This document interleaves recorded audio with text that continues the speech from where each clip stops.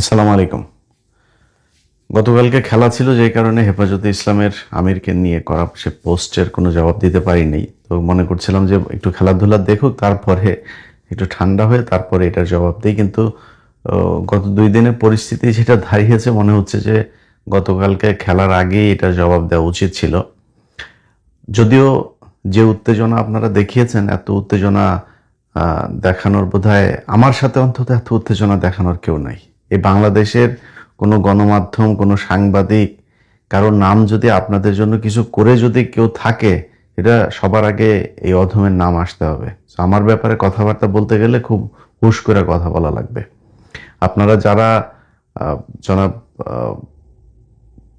বাবুনগরী, ওনার মহিবুল্লাহ বাবুনগরীর পক্ষে যারা কথা বলেছেন, তারা বোধহয় সবাই হেফাজতের বা ইসলামী সংগঠনের লোক, যাদের খুব খারাপ লেগেছে।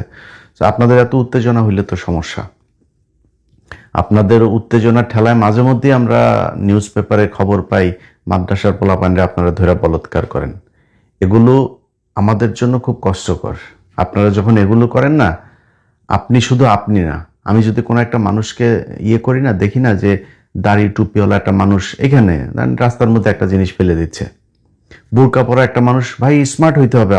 আপনারে দেখে আরেকজন মানে বিধর্মী যে আছে তার আকৃষ্ট হইতে হবে যে না, ওর শরীরের মধ্যে এই পোশাক আছে, তার মানে ও মুসলিম, ও কোনো খারাপ কাজ করে না। কারণ আপনি পড়লেন বোরকা পরে পরে পুত করে মারলেন পানের চিপ করে রাস্তার মধ্যে, চায়ের কফির কাপটা আপনি ঢেলা মেরে রাস্তায় ফেললেন, যেমনি ইচ্ছা দাড়ি টুপি নিয়ে তারপরে একটা মায়া মানুষের দেখছেন, হ্যাঁ করে তাকায় আসেন তো আসেন, ওইখান থেকে আর চোখ সরে না। এগুলো যখন দেখি তখন খুব মেজাজ খারাপ হয়। আপনার ইসলাম পালন করার দরকার নেই।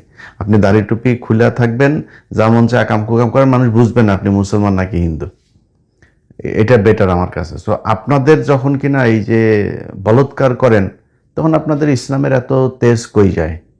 ওইখানে গিয়ে আপনারা এটার ব্যবস্থা নিতে পারেন। একটার ব্যবস্থা নিয়েছেন আপনারা এক পর্যন্ত? একটার ব্যবস্থা যদি নিতেন, ইসলামী শরিয়া অনুযায়ী ব্যবস্থা নিয়ে আনেন একটার, দেখবেন আপনারা বাংলাদেশের আইনও কিছু বলবে না, মানুষও কিছু বলবে না, সারা পৃথিবীর ওরা তো আসলেই ইসলাম পালন করে।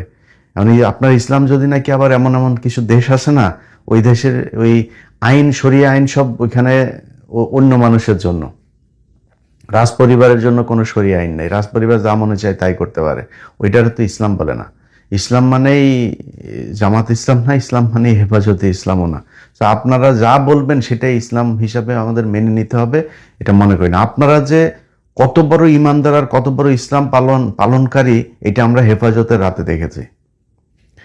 হেফাজতের রাতে ওই ঘটনায় বাংলাদেশের বহু মানুষের জীবনে পরিবর্তন এসেছে। আমি সেই রাতে ভোর 5টা বা 4টা আমার বাসায় অফিসের গাড়ি গিয়েছে।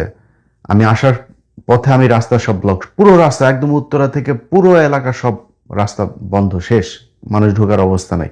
এরপরে হেফাজতে ইসলামের এক কর্মী আমাদের গাড়ির পাশে এক পাশে বসে তারপরে জানলা খুলে তার ওই পতাকা ধরে তারপরে চিল্লাইতে চিল্লাইতে আমার নিয়ে এসে পার করে দিছে। সেদিন লাইভে ঢুকলাম, প্রথম লাইভ 7টায়। সেই লাইভে যাওয়ার পরে আমি তখন জুনিয়র একজন সাংবাদিক, আমার অফিসের চেয়ারম্যানকে আমি তার আগ পর্যন্ত কোনোদিন দেখিও নাই, ওনার সাথে সামনাসামনি কোনোদিন কথাও হয়নি।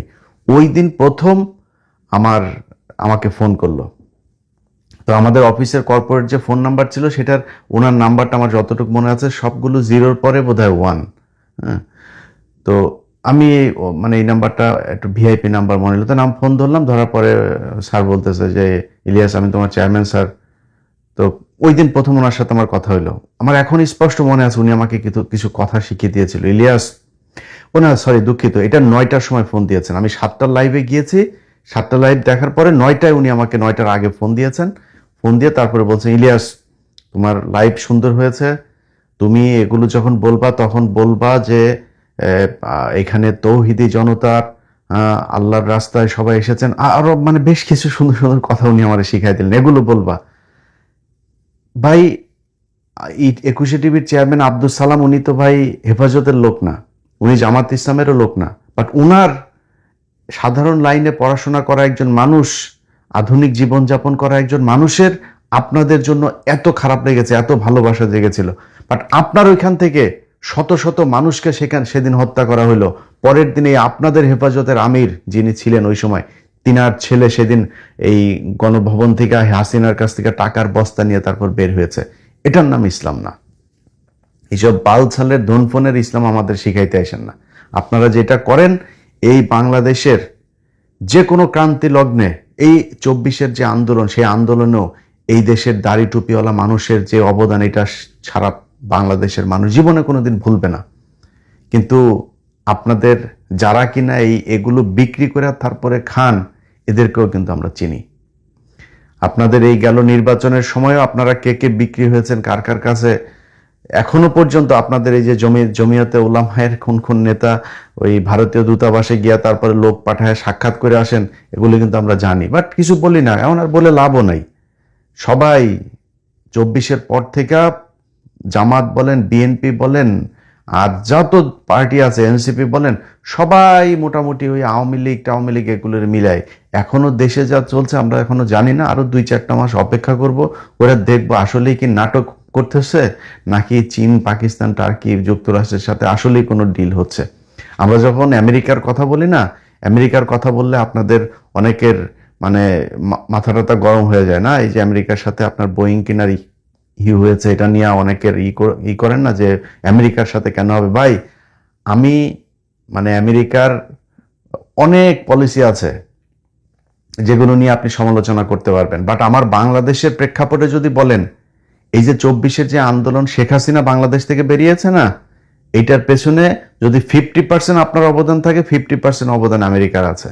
এগুলো অনেক কিছুর সাথে আমরা নিজেরা তো ছিলাম, সো আমরা জানি যে আমেরিকা কি কি করেছে। আমেরিকা থেকে প্রতি বছর আপনার দেশে $5 বিলিয়ন রেমিটেন্স যায়। পৃথিবীর কোন দেশ থেকে যায়? ভারত আপনারা কয় টাকা দেয়? তো আপনি ভারতের কথা শুনে তারপরে আমেরিকার কাছে আপনি বোয়িং কিনছেন, মনে করেন কিছু বেশি টাকায় বোয়িং কিনছেন, তো সমস্যা কোথায়? আমেরিকার আপনার বোয়িং লাগবে না? লাগবে তো। মনে করেন ওই টাকাটা আমেরিকা আপনার কাছ থেকে নিচ্ছে। আর ভাই, আপনি তো আমেরিকা থেকে প্রতি বছর ইনকাম করেন। আপনি আমেরিকারে দিয়ে অনেক কিছু সুবিধা নিতে পারবেন, নেন সেটা। আমেরিকা যেদিন সরাসরি আপনার দেশের বিরুদ্ধে যায়, ওই দিন আমারও বললেন, আমিও আপনার সাথে সাথে কাজ করব। কিন্তু এখন আমরা কিছু বললে আবার আপনারা বলবেন যে ওই যে আমেরিকার দালাল। ভাই, এই 2019 সাল থেকে শুরু হয়েছে আমার পেছনে এখানকার গোয়েন্দা তৎপরতা, এখনো পর্যন্ত চলছে। এই গেল এই 1 মাসের ভিতরে অনেক কিছু ঘটেছে। বাংলাদেশের বেশ কয়েকজন আলেমের ফোন আমি রিসিভ করি না, একজন সেনা কর্মকর্তার ফোন আমি রিসিভ করি না। আপনারা আমার এই ভিডিও দেখলে কাদের ফোন রিসিভ করি না আপনারা বুঝে নিন। আপনাদেরকে জানানোর মতো পরিস্থিতি আমার নাই, তাদের সাথে কথা বলা আমার একদম নিষেধ।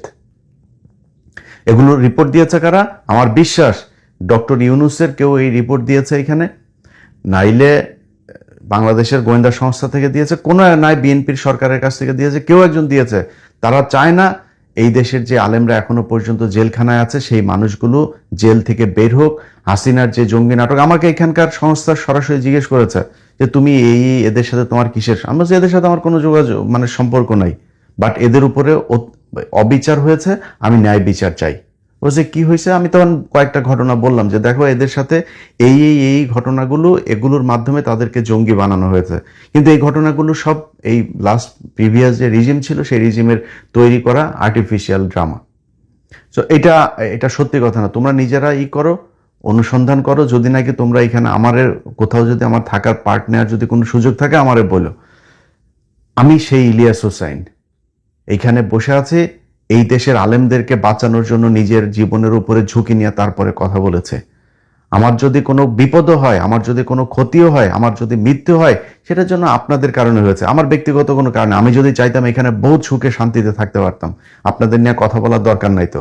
আপনাদের কতজন আলেম আর কতটা আলেমদের সংগঠন এই লোকগুলোরে জেলখানা থেকে বের করার জন্য কাজ করেছেন, আর আমি ইলিয়াস হোসাইন কতটুকু করেছি, ওইটা এখনকার যে আইনমন্ত্রী আছে এই আইনমন্ত্রীরা যা জিজ্ঞেস করেন, ওনারা যা জিজ্ঞেস করেন যে ভাই ইলিয়াস আপনার কাছে কি কি ব্যাপারে সহযোগিতা চেয়েছে, আপনি কি কি সহযোগিতা করেছেন, ওনার কাছে জিজ্ঞেস করেন, উনি আপনারা বলতে পারবে।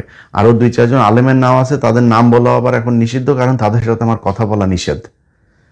অতএব এই পরিস্থিতির মধ্যে থেকে তারপরে আমি ইলিয়াস হোসাইন আমার সোশ্যাল মিডিয়াতে যে ভিউ ব্যবসা করি না, এই ভিউ ব্যবসা করি। তো আপনাদের সবাই হলো গিয়ে ইউটিউবে, কারোর মনিটাইজেশন নাই, ইউটিউব থেকে কেউ টাকা পয়সা কিছু খায় না, অন্য সবাই ইউটিউবে ফ্রি সার্ভিস দেয়, আমি একমাত্র টাকা পয়সা খাই। সো এটা মেনে নিয়ে তারপরে এখানে টিকে আছে।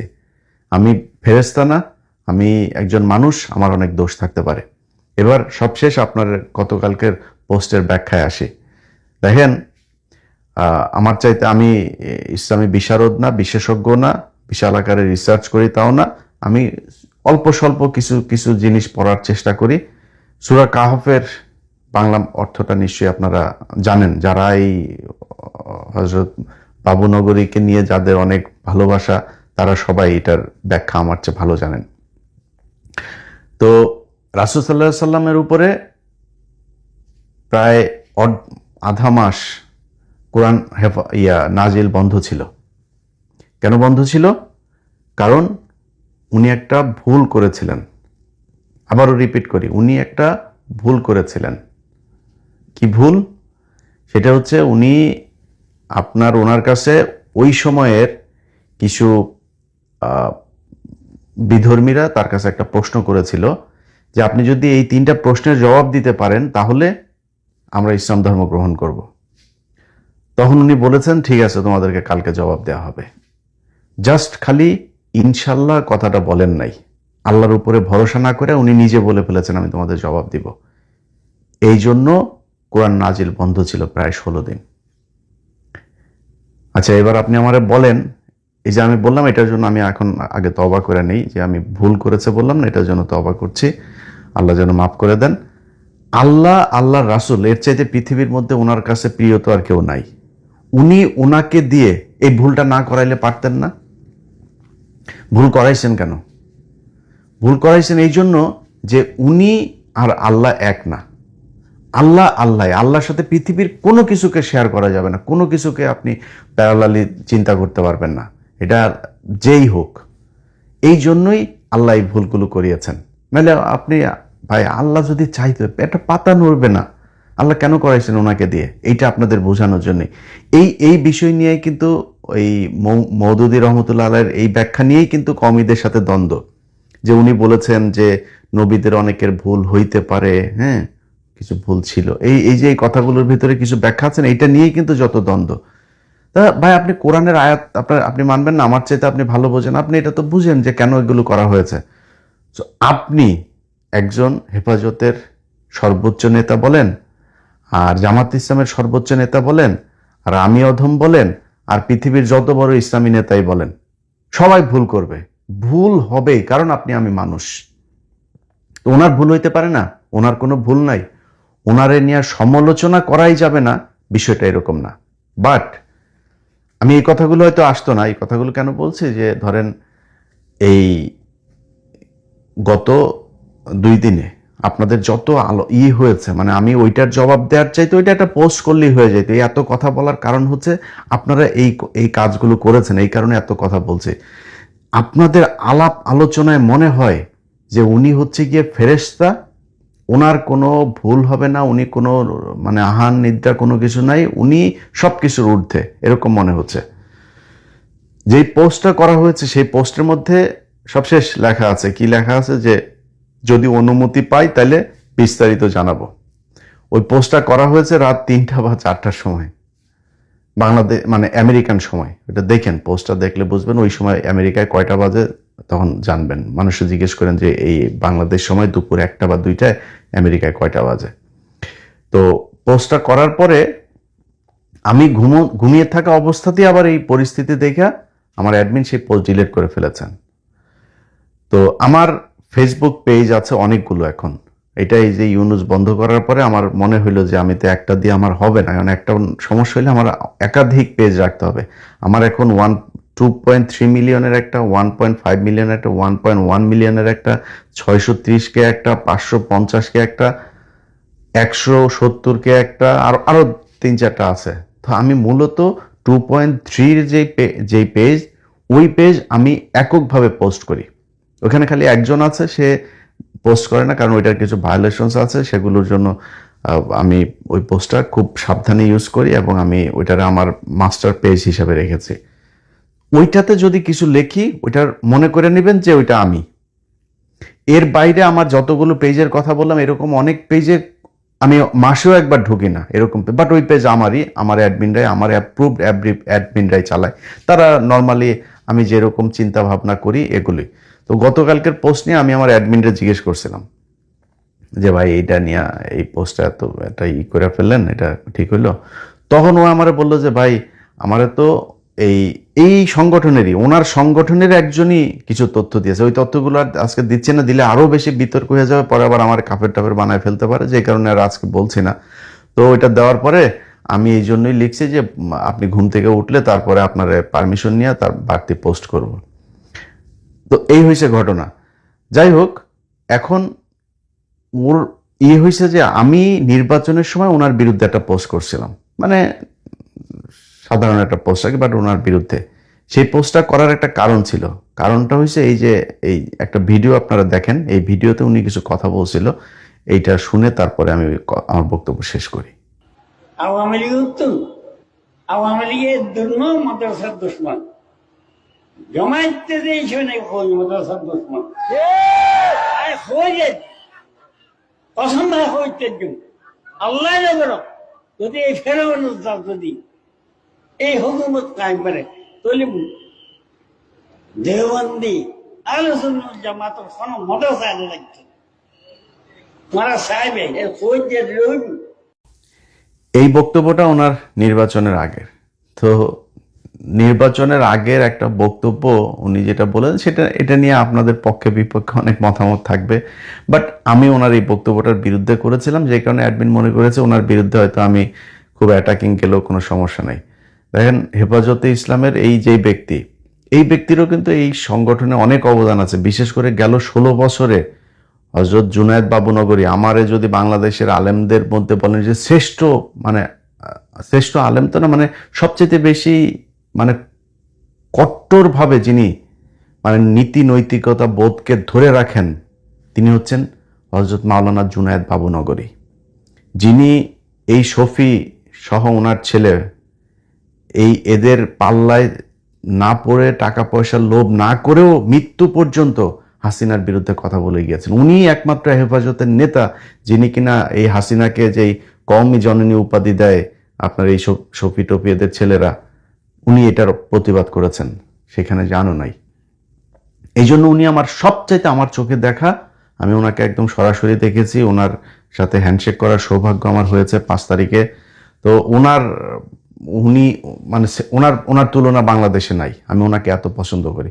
তো তারপরে আমার মনে হয় ধারাবাহিকতাটা কিছুটা হলেও এই বর্তমান যিনি মহাসচিব আছেন তিনি ধরে রেখেছেন। সো ওনারে নিয়ে যা মনে চায় তাই আমি বলবো। এটা বিশ্বাস করার আগে আপনার একটু আমার নিয়ে তো হিসাব করা দরকার, আমি কে এটা তো আপনার নিশ্চয়ই আপনি জানতে বাকি নেই। এটাই হচ্ছে গিয়া ওনার এই কালকের পোস্টের মূল বিষয়। তো ও আমার কাছে পারমিশন চাবে, যে পারমিশন তো আর আমি দিই না, এখানে আপনাদের আর বিস্তারিত আর কোনো কিছু জানানো হয়নি। তবে একটা জিনিস বলে রাখি ভাই, আপনাদের জামাত ইসলামের কিছু সমর্থক এবং হেফাজতে ইসলাম সহ এই কওমি ঘরানার কিছু সমর্থক, আপনাদের ভেতরে কিন্তু একটা বিশাল অংশ বিরাট বড় অঙ্কের টাকা পয়সা নিয়ে তারপরে চলে। সো অতিরিক্ত গুতাগুতি লাগানোর জন্য কিন্তু এই টাকা পয়সা দিয়েই কিন্তু বাঁধানো হয়। আপনার সর্বোচ্চ সম্মানিত এক নেতারে একটা বলাবে, ওনারে দিয়ে আরেকটা বলাবে, এগুলি নিয়ে তারপরে নিজেদের মধ্যে গ্যাঞ্জাম হবে। কিন্তু আমার মনে হয় এটা নিয়ে আপনাদের সর্বোচ্চ যারা নেতৃত্ব আছেন তাদের বসা উচিত, এবং আপনাদের কর্মীদেরকে সেই অনুযায়ী ইনস্ট্রাকশন দেওয়া উচিত যে এটা করা যাবে, এইভাবে কথা বলা যাবে, এইভাবে বলা যাবে না। এটা করলে ওই যে যারা টাকা পয়সা নিয়ে আছে না, এরা তখন আর এই ভেজালটা লাগাইতে পারবে না। তো এটা আপনারা করে দেখতে পারেন। তবে এর মাঝখানেও যারা এই টাকা পয়সা নিয়ে তারপরে রয়ের হয়ে কাজ করেন, আওয়ামী লীগের হয়ে কাজ করেন, বিভিন্ন এজেন্সির হয়ে কাজ করেন, তারাও কিন্তু দাড়ি টুপি আছে আপনাদের মতোই দেখতে। সো এগুলোর এই বিষয়ে আপনাদের করতে হবে, যারা কিনা আপনাদের ভেতরে থেকে তারপরে দেশের ভেতরে অস্থিতিশীল পরিস্থিতি তৈরি করতে হয়, ইসলামকে বিতর্কিত করতে চায়, সে ভারতীয় আগ্রাসনকে আবার বাংলাদেশে প্রতিষ্ঠিত করতে চায়, আওয়ামী লীগের বয়ান প্রতিষ্ঠিত করতে চায়, তাদের ব্যাপারে সাবধান হইতে হবে এবং তাদেরকে আপনাদের চিহ্নিত করে মানুষের সামনে দেখাই দিতে হবে। আপনার দলের কেউ একজন, আপনার দাড়ি টুপিওয়ালা কোনো একজন ওই বাচ্চারে বলৎকার করবে আর আপনি কিছু বলবেন না, এটার নাম ইসলাম না। আমি কিন্তু সেই ব্যক্তি যে আপনাদেরকে প্রচন্ড সম্মান করি, আবার এই আপনাদেরকে ভিতরে যারা কিনা মানে জাউরামি যেগুলি করেন ওগুলিও কিন্তু আমি কিন্তু সবচাইতে বেশি প্রকাশ করি। এর আগে আপনাদের এই কওমি ঘরানারই এক আলেম পীর সাহেব, তারে নিয়ে আমি বহুত লেখালেখি করেছি, বক্তব্য দিয়েছি। তো তারে নিয়ে বললে নাকি আমি নাকি ধ্বংস হয়ে যাব, এই সেই হবে, বহুত কথাবার্তা তারা বলেছে। এই দেশের এই দড়ি বাবা, তেল বাবা, তারপরে বিড়ি বাবা, ল্যাংটা বাবা, এদের সবাই ল্যাংটা করার পিছনে কিন্তু এই অধমের হাত আছে। আমি যখন ক্রাইম রিপোর্টার ছিলাম না, আমার বিশাল একটা অংশ ছিল এই মাজার টাজার, এই পূজারি টুজারি এগুলোরে মানে ধ্বংস করে তারপরে একটা সঠিক ইসলাম বাংলাদেশের মানুষের কাছে গ্রহণযোগ্য করে তোলা। এটার জন্য আমি বাংলাদেশে থাকতেও অনেক, আমি আজকে থেকে করি না, এটা বহু আগে থেকেই করি। তো এই ল্যাংটা বাবাদের মতো বাবারাও কিন্তু এই দেশের ইসলাম, তারা আল্লাহর হচ্ছে কি বলে নবীর উত্তরসূরি, বুঝছেন? তো আপনাদের ভেতরে এরকমই ল্যাংটা বাবার মতো ল্যাংটা বাবা কিন্তু আছে। আপনারা কাপড় পরেন, সুন্দর সুন্দর জামা কাপড় টাপড় পরেন, কিন্তু আপনারা ওই ল্যাংটা বাবার চাইতেও বদমাইশ ল্যাংটা। অতএব আমি আজকে যা যা বললাম আমার মনে হয় বুঝতে পেরেছেন। আমি ইদানিং যে কাজটা সবচেয়ে বেশি করি, অন্যের সমালোচনা করার চেয়ে আমি ইদানিং আমার নিজের, মানে বিশেষ করে ঘুমানোর সময় আমি মনে হয় 1 ঘন্টা টানা আমি আমারই নিয়ে সমালোচনা করি। এবং আমি এই সমালোচনামূলক কথাবার্তা, বক্তব্য টক্তব্য এগুলো অনেক কমাই দেব, খুব গঠনমূলক, নিজের মানে আয়ত্তের ভেতরে, নিয়ন্ত্রণের ভেতরে নিজেকে রেখে তারপরে কথাবার্তা বলবো এবং সাংবাদিকতা করব। এটা নিজে নিজে সিদ্ধান্ত নিয়েছি। এটা আপনারাও প্র্যাকটিস করে দেখতে পারেন, আমার মনে হয় বহুত ফায়দা হবে।